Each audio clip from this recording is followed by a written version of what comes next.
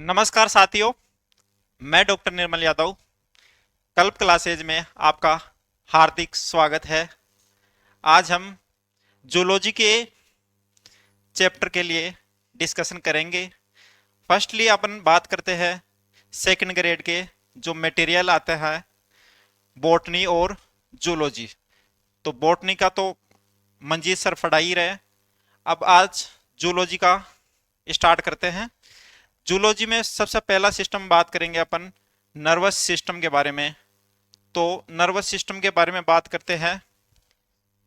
Neural control and coordination, कैसे पूरी body में जो अपन सोच पा रहे हैं, अपन जो कर पा रहे हैं, दौड़ पा रहे हैं, जो भी अपना सारा सिस्टम है कंट्रोल कैसे हो रहा है उसके बारे में बात करेंगे। तो न्यूरल कंट्रोल एंड कोऑर्डिनेशन, तंत्रिकीय नियंत्रण एंड समन्वय। सबसे पहले बात करते हैं समन्वय किसको बोलते हैं, कोऑर्डिनेशन किसको बोलते हैं।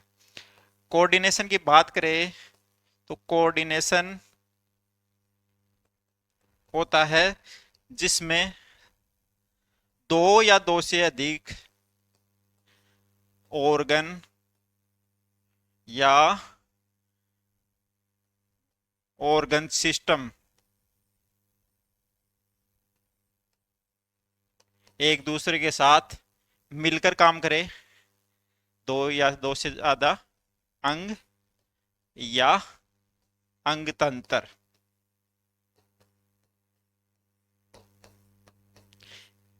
अंग तंत्र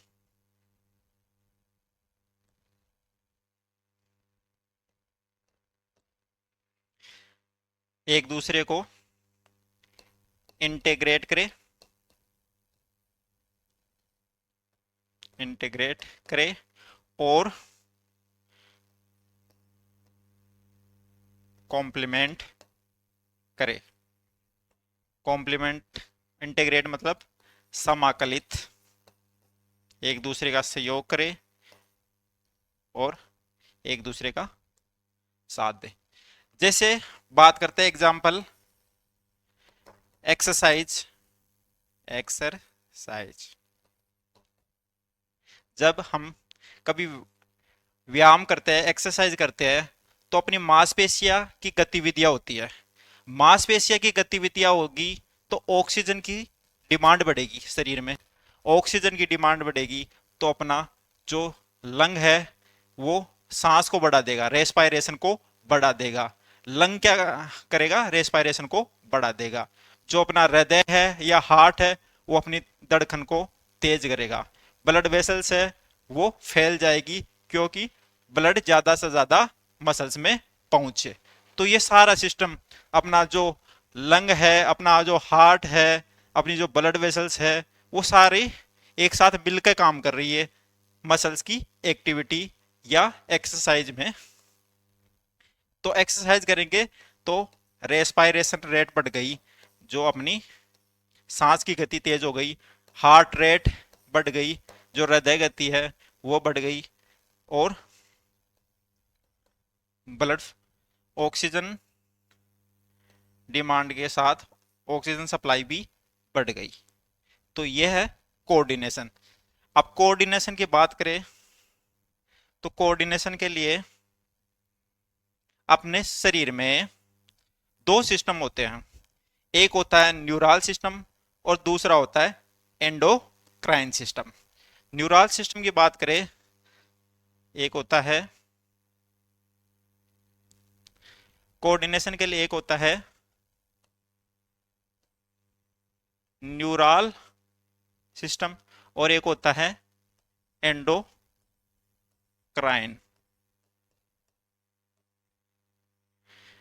न्यूरल सिस्टम को बोलते हैं तंत्रिका और एंडोक्राइन को बोलते हैं अंतःस्रावी।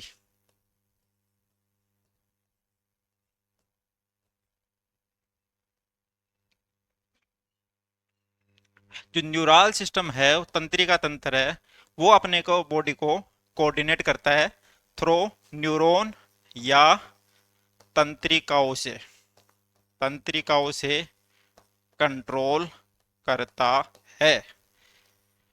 और जो अपना एंडोक्राइन सिस्टम है वो कंट्रोल करता है हॉर्मोन्स के थ्रू, पूरी बॉडी को कंट्रोल करता है हॉर्मोन्स के थ्रू। तो अब बात करें न्यूरल सिस्टम में जो सबसे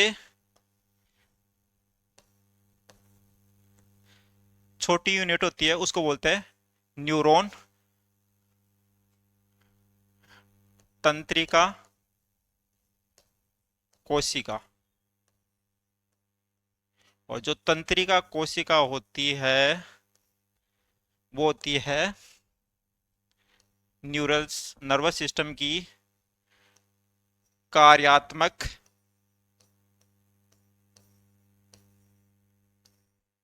और संरचनात्मक संरचनात्मक इकाई। जो नर्वस सिस्टम होता है उसकी सबसे संरचनात्मक और कार्यात्मक इकाई होती है उसको बोलते हैं तंत्रिका कोशिका या न्यूरॉन। इसको इंग्लिश में बोले तो स्ट्रक्चरल एंड फंक्शनल यूनिट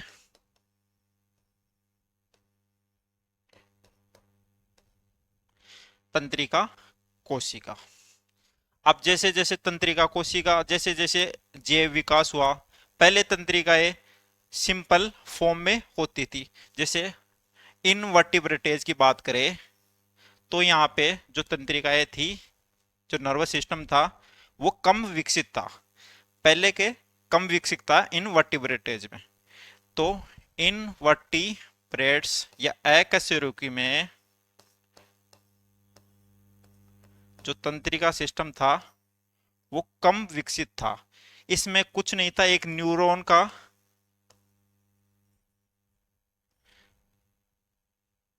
का जाल था। सिंपली न्यूरॉन आपस में जुड़ के एक नर्वस सिस्टम बना रहे थे, इतना ज्यादा विकसित नहीं था।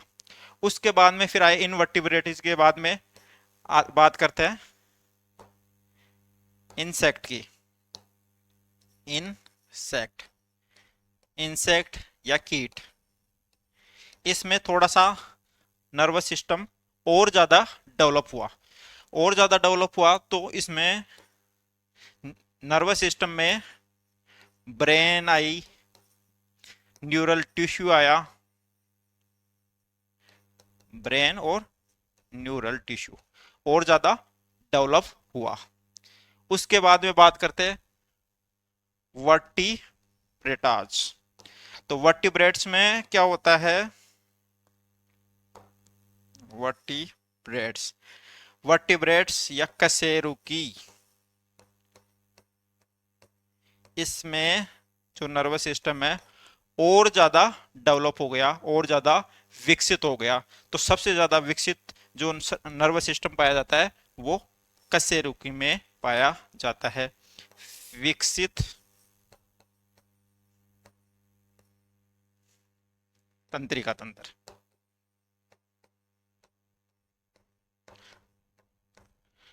तो तंत्रिका तंत्र के बारे में अपन ने पढ़ लिया। तंत्रिका तंत्र में सबसे पहले इन वर्टिब्रेट्स में जो तंत्रिका तंत्र ओनली सिंपल न्यूरॉन का जाल था, वो आगे इंसेक्ट में जाके ब्रेन डेवलप हुआ, न्यूरल टिश्यू डेवलप हुए। उसके बाद में कशेरुकी में आके और ज्यादा विकसित हुआ और ज्यादा कॉम्प्लेक्स हुआ नर्वस सिस्टम।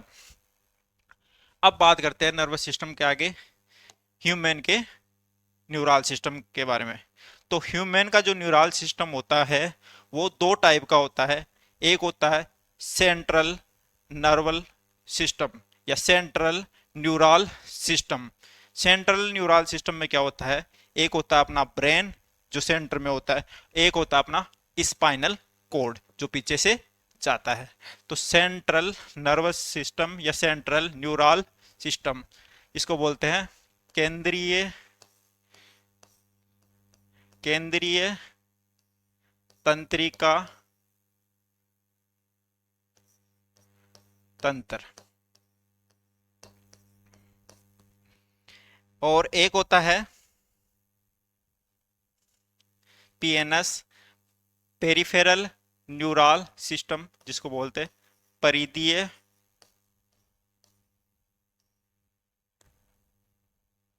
तंत्रिका तंत्र। जो बॉडी के हायर फंक्शन है, सोचना, और सोचना है, इमोशन है, या और भी कुछ जो भी हायर फंक्शन है, सुनना, सारे कंट्रोल होते हैं केंद्रीय तंत्रिका तंत्र से। जिसमें आता है आपका, केंद्रीय तंत्रिका तंत्र में आता है आपका ब्रेन, जिसको बोलते हैं मस्तिष्क, और आता है स्पाइनल कोड।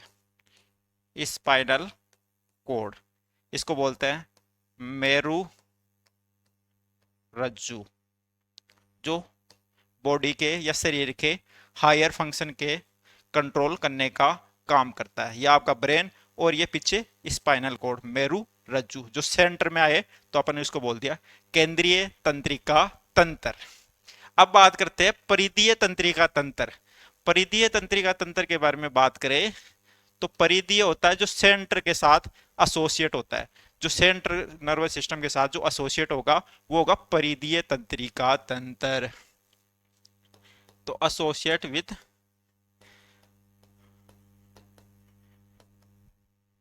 सीएनएस, इसको बोल दिए परिधीय तंत्रिका तंत्र। परिधीय तंत्रिका तंत्र में दो तरह के न्यूरॉन आते हैं, दो तरह के तंत्रिका आती है। फर्स्ट न्यूरॉन आते हैं जो सूचनाओं का, कोई भी सूचनाओं का बॉडी, जो बाह्य के बॉडी से ब्रेन की ओर ले जाए या सेंट्रल नर्वस सिस्टम की ओर ले जाए, उसको बोलते हैं अफरेंट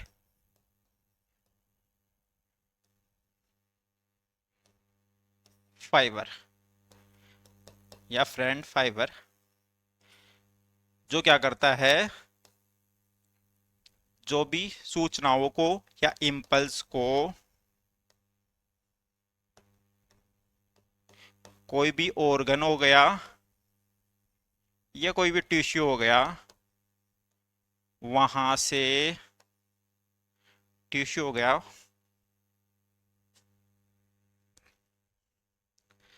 वहां से सीएनएस की ओर ले जाता है।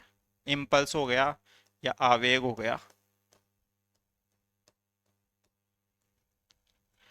एक फाइबर होता है आपका, वो हो गया इफ्रेंट फाइबर, ये इफ्रेंट फाइबर,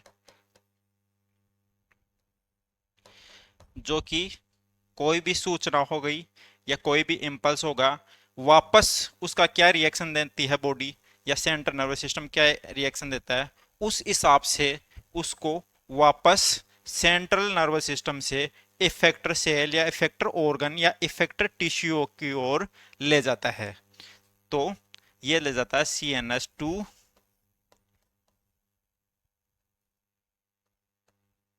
इफेक्टर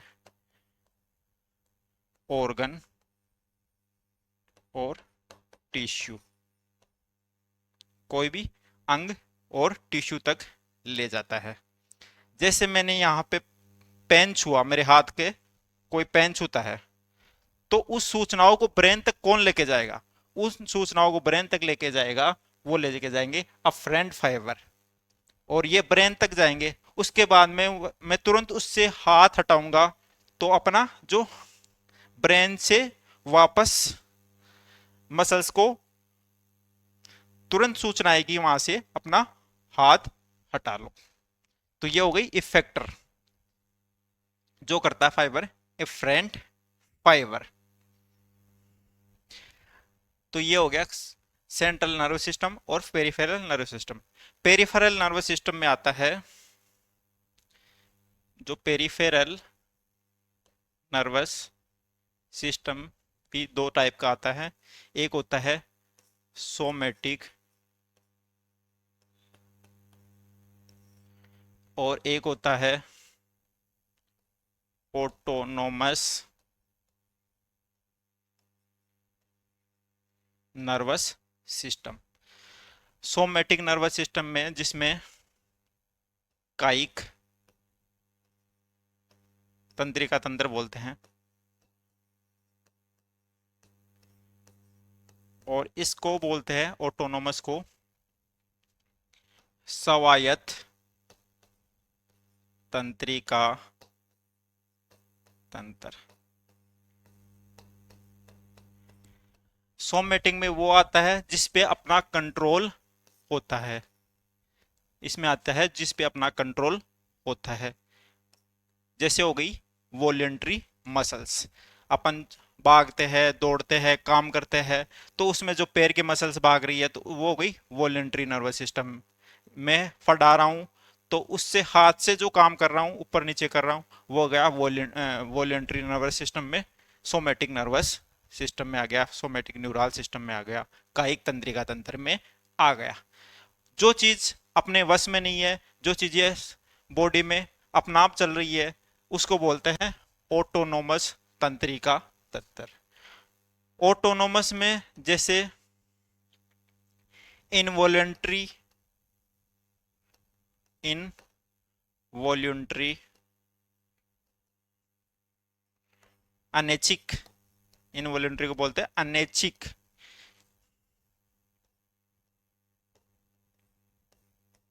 क्रियाएं, अनैच्छिक क्रियाएं या स्मूथ मसल्स वाली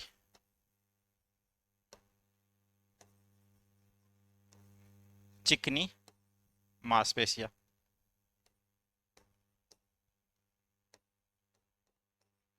तो इन पे कंट्रोल कर रहा है, वो हो गया ऑटोनोमस नर्वस सिस्टम। कायिक तंत्रिका तंत्र के बारे में बता ही दिया। सोमैटिक में जिसमें वॉल्यूंट्री वॉल्यूंट्री मसल्स या ऐच्छिक वॉल्यूंट्री मसल्स या ऐच्छिक तंत्रिका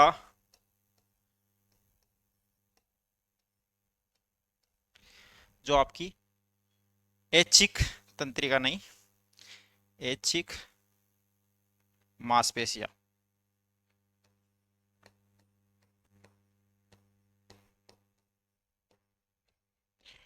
इसका रेगुलेशन करता है सोमैटिक नर्वस सिस्टम। अब बात करते हैं autonomous nervous system. Autonomous nervous system की बात करें तो इसमें भी दो तरह की होती है। एक होती है सिंपैथेटिक और एक होता है पैरा सिंपैथेटिक। सिंपैथेटिक जिसको बोलते हैं अनुकंपी,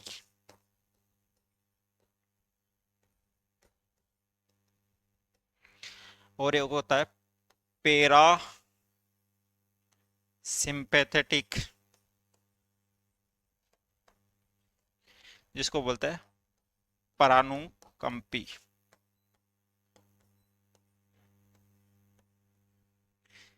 ये आपका ऑटोनोमस सिस्टम के बारे में कंप्लीट डिस्कशन।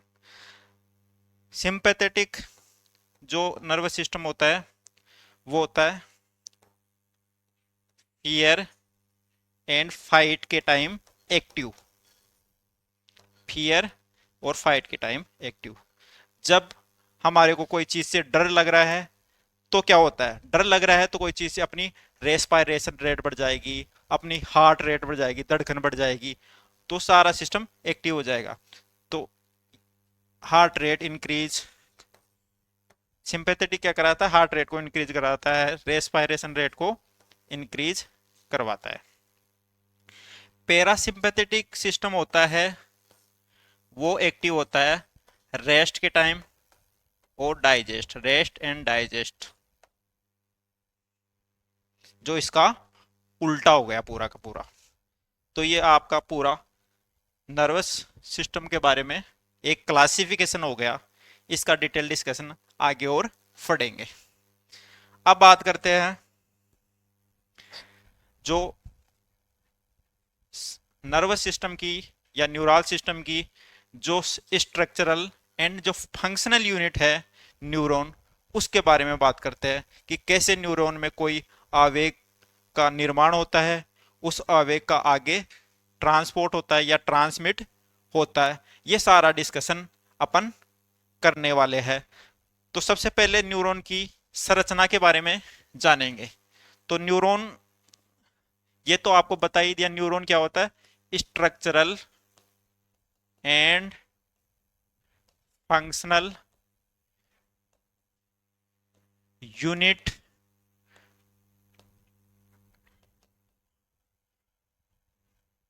ये होता है। और कई सारे सारे न्यूरॉन मिलके नर्वस सिस्टम का निर्माण करते हैं। अब बात करते हैं न्यूरॉन के क्या क्या पार्ट होते हैं, कौन कौन से भाग होते हैं।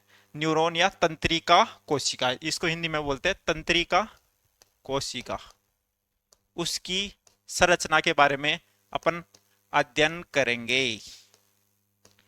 तो तंत्रिका कोशिका की संरचना के बारे में अध्ययन करें तो तंत्रिका कोशिकाओं का तीन पार्ट होते हैं। तंत्रिका कोशिका के तीन पार्ट होते हैं। एक होता है इसका डेंड्राइटिस, दूसरा पार्ट होता है इसका सेल बॉडी, तीसरा पार्ट होता है इसका एक्सोन। तो ये तीनों पार्ट्स के बारे में चित्र में पढ़ेंगे। फर्स्ट पार्ट आता है का डेंड्राइटिस। जो इसका फर्स्ट पार्ट आ रहा है उसको बोलते हैं डेंड्राइटिस। तो डेंड्राइट होते हैं वो कोई भी सूचनाओं को कोशिकाएं की तरफ, जो ये आपका तीन पार्ट होते हैं, एक तो डेंड्राइटिस, एक होता है आपका कोशिकाएं, और तीसरा पार्ट होता है तंत्रिकाक्ष या एक्सोन। कोशिकाएं को इंग्लिश में बोलते हैं cell body.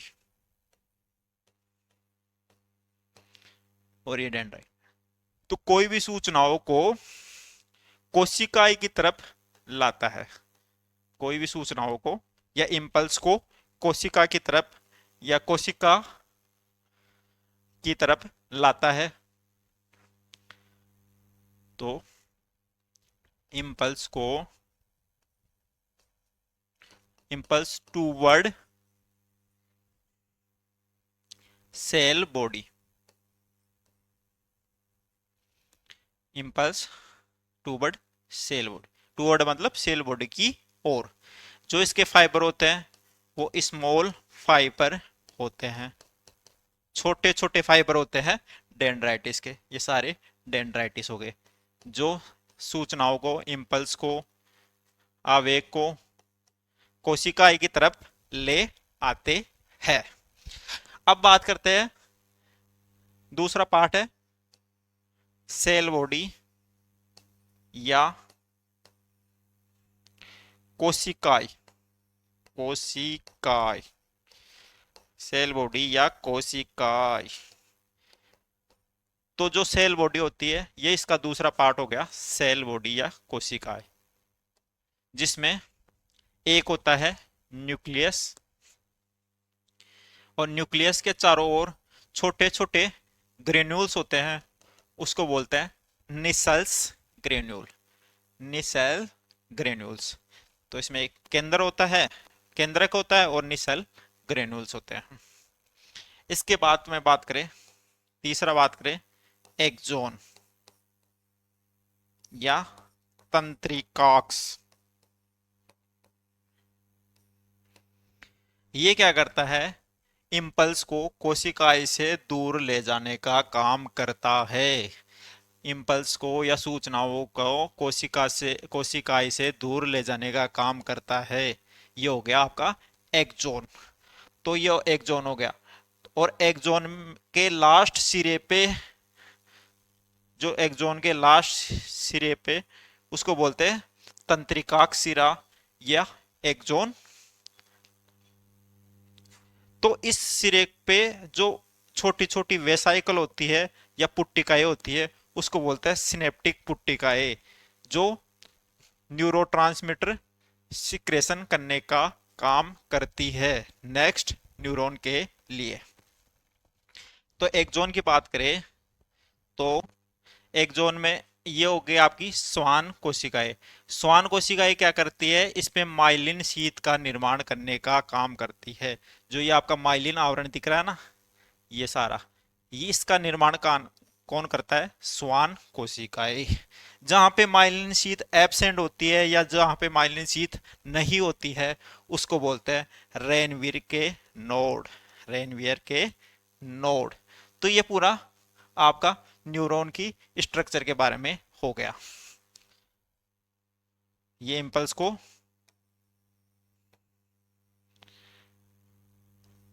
Away from cell body, cell body से दूर ले जाने का काम करता है। तो ये आपकी न्यूरॉन की स्ट्रक्चर सारी की सारी हो गई। अब बात करते हैं आगे टाइप ऑफ न्यूरॉन। न्यूरॉन कितने टाइप के होते हैं या तंत्रिका कोशिकाएं कितने टाइप की होती है। तो तंत्रिका कोशिकाएं का फर्स्ट टाइप होता है एपोलार। एपोलार टाइप। एपोलार टाइप होता है जिसमें ओनली सेल बॉडी होती है, ना तो उसके डेंड्राइट होते हैं, ना ही उसका एक्सोन होता है। एक सिंपल सा ये होता है सेल बॉडी, उसको बोलते हैं एपोलार टाइप का तंत्रिका कोशिका या एपोलर न्यूरॉन। इसका एग्जाम्पल है एमे क्राइन सेल ऑफ रेटाइना। दूसरी बात करते हैं यूनिपोलर। यूनिपोलर उसको बोलते हैं जिसमें सेल बॉडी के साथ एक एक्सोन होगा। तो ये आपकी सेल बॉडी हो गई, सेल बॉडी में ये केंद्रक हो गया, ये निश्चल ग्रेन्यूल हो गया, इसके साथ एक साइड में एक्सोन है। तो सेल बॉडी विथ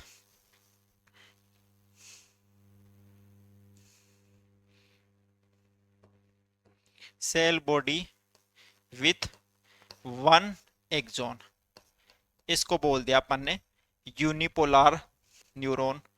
जो पाई जाती है embryonic cell, embryonic embryonic cell या भ्रूणीय फेज। जो छोटा बच्चा होता है उससे पहले जो की स्टेज होती है एम्ब्रियो स्टेज या भ्रूणीय स्टेज, उस दौरान जो सेल होती है वो होती है यूनिपोलर सेल। अब बात करते हैं बाइपोलर सेल। बाइपोलर सेल क्या होगा, बीच में सेल बॉडी होगा, ऊपर एक डेंड्राइटिस होगा और दूसरे नीचे एक्सोन होगा। तो ये आपकी एक सेल बॉडी हो गई, इसके ऊपर एक डेंड्राइटिस और एक एक्सोन, तो उसको बोलती है बाइपोलर सेल। तो एक एक्सोन होगा जिसमें और एक ही डेंड्राइटिस या डेंड्रोन होगा, तो उसको बोलती है बाइपोलर सेल। बाइपोलर सेल कहाँ मिलती है, बाइपोलर सेल मिलती है रेटाइना में। तो रेटाइना की जो सेल होती है बाइपोलर सेल रेटाइना में मिलती है। तीसरी बात करते हैं मल्टीपोलर न्यूरॉन, जिसमें एक एक्सोन होगा, लेकिन एक एक्सोन होगा, एक एक्सोन होगा लेकिन इसके साथ साथ बहुत सारे डेंड्रोन होंगे। एक एक्सोन होगा उसके साथ बहुत सारे डेंड्रोन होंगे। तो दो या दो से ज्यादा डेंड्रोन हो गए, इसको बोलते हैं मल्टीपोलर न्यूरॉन। तो ये आपके सारे न्यूरॉन हो गए। मल्टीपोलर न्यूरॉन का एग्जांपल है अधिकांश जो भी कोशिकाएं है न्यूरॉन में, अधिकांश जो तंत्रिका कोशिकाएं है या अधिकांश न्यूरॉन है वो मल्टीपोलर टाइप का ही आपका न्यूरॉन होता है। एक होता है स्यूडो पोलर। तो ये स्यूडो यूनिपोलर जो जिसमें एक पोल से आपका निकल रहा है और लग ऐसे रहा है कि ये बाइपोलर जैसा है, बाइपोलर जैसा है, परंतु ये बाइपोलर नहीं है। इसको बोलता है स्यूडो यूनिपोलर न्यूरॉन। तो ये आपकी टाइप ऑफ न्यूरॉन हो गया या टाइप ऑफ तंत्रिका कोशिका के बारे में हो गया, जिसमें आपका बेसिस क्या था, एक्सोन और डेंड्रोन के बेसिस पे, जिसमें सबसे पहले अपन ने बात किया था एपोलार, जिसमें ना तो एक जोन होगा ना डेंड्रोन होगा, उसको एपोलार न्यूरॉन बोलेंगे। जिसमें एक एक जोन होगा और डेंड्राइटिस नहीं होगा, उसको बोलेंगे यूनिपोलार। जो बाइपोलार में क्या होगा, बाइपोलार में एक एक जोन के साथ एक डेंड्रोन होगा, उसको बोलेंगे अपन बाइपोलार न्यूरॉन। इसके अलावा बात करें मल्टीपोलार, जिसमें एक एक जोन के साथ बहुत सारे डेंड्रोन होते हैं, उसको बोलते हैं मल्टीपोलार न्यूरॉन।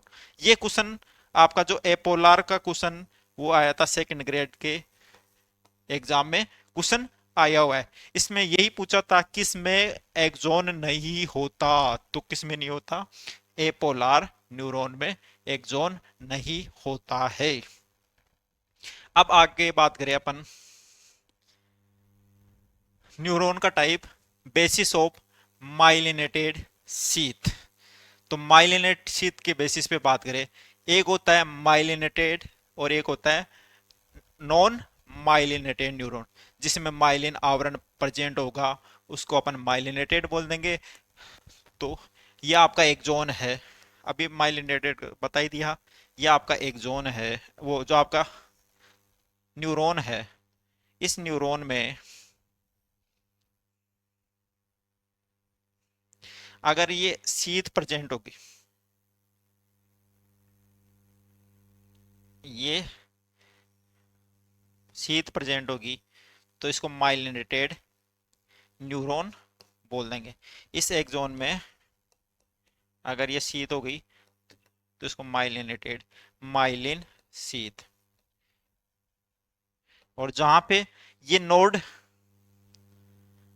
जहां पे ये माइलिन शीथ नहीं होती, एब्सेंट होती है, उसको बोल देंगे node of Ranvier, node of Ranvier बोल देंगे। अब बात करें नॉन माइलिनेटेड, नॉन माइलिनेटेड में क्या होता है, जो आपका न्यूरॉन है उस पे माइलिन शीथ नहीं होगी, तो माइलिन शीथ इसमें एब्सेंट हो गई।